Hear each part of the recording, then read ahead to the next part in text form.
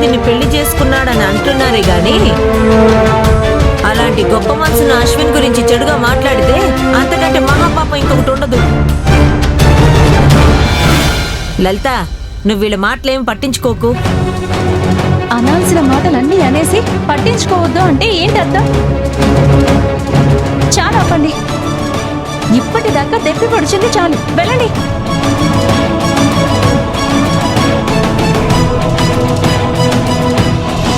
చూసావా అత్తయ్య, నా ఫ్రెండ్స్ అంటావుగా. ఇప్పుడు చూడు, నీ ఫ్రెండ్స్ నీ కొడుకు గురించి నీ ముందే ఎంత చండాలంగా మాట్లాడుతున్నారో. ఏం చేస్తావే, అంతా నా కర్మ. ఇందుకే నేను ఆనందిని బావ నుంచి ఎలాగైనా పంపించేస్తాను, నాకు వదిలే అని చెప్పాను నీకు. వింటున్నావా? ఏం చేస్తావే? చంపేస్తావా? ఆనందిని చంపేస్తావా? అలాంటి పిచ్చి పిచ్చి వేషాలేస్తే నేను ముందు నిన్ను చంపేస్తాను. మరి ఇప్పుడు ఎలా అత్తయ్యా?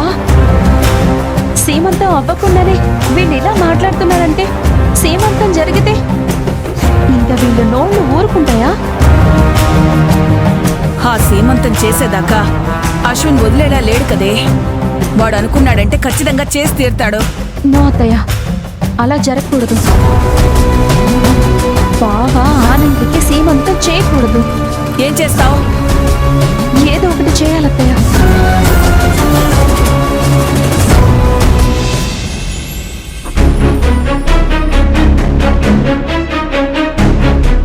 అమ్మా, మార్కెట్కి వెళ్ళవా? చూస్తే తెలియడల్లా. ఏంటమ్మా అంత కోపంగా ఉన్నావు? కొడుకిచ్చిన బహుమతి అదే కదా. అంటే ఏం లేదులే. అమ్మా రామా, ఇలా కూర్చో. రా కూర్చో. అబ్బో, పొంగిపోతుంది. ఏంటి పాలా? కాదు, ప్రేమ. అది నాకెప్పుడు ఉండేదే. కాకపోతే ఆనందని పెళ్లి చేసుకున్నాక కాస్త యూటర్న్ తిరిగింది కదా బావా? ఛ, దీని మాటలకేం గాని. అమ్మా, ఎండని పడొచ్చావు కదా, జ్యూస్ చేయనా? తాగుతావా? నీకిప్పుడు ఏం కావాలరా? చూసావా బావా, అత్తయ్య కూడా నీ ప్రేమ మీద డౌట్ వచ్చింది. నువ్వు నోరు మోసుకుని లోపలికి పదా.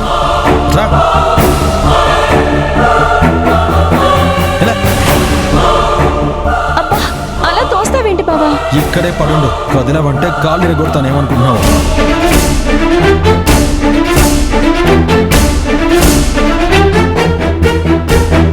అమ్మా, ఏంట్రా?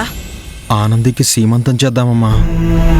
రే, ఎన్నిసార్లు చెప్పాలి నీకు అవే వద్దని? ఎందుకమ్మా, నీకింకా ఆనంది మీద కోపం పోలేదా? చచ్చా, అదేం లేదురా.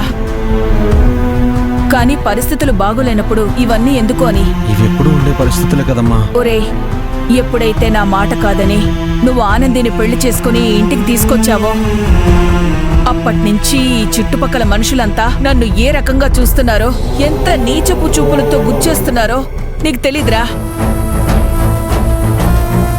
బయటికి వెళ్లాలంటేనే భయం వేస్తోంది. ఎక్కడ ఎవరు ఎలా తిడతారో, ఎలా దెప్పి పొడుస్తారోనని భయపడి చస్తూ వెళ్లాల్సి వస్తోంది.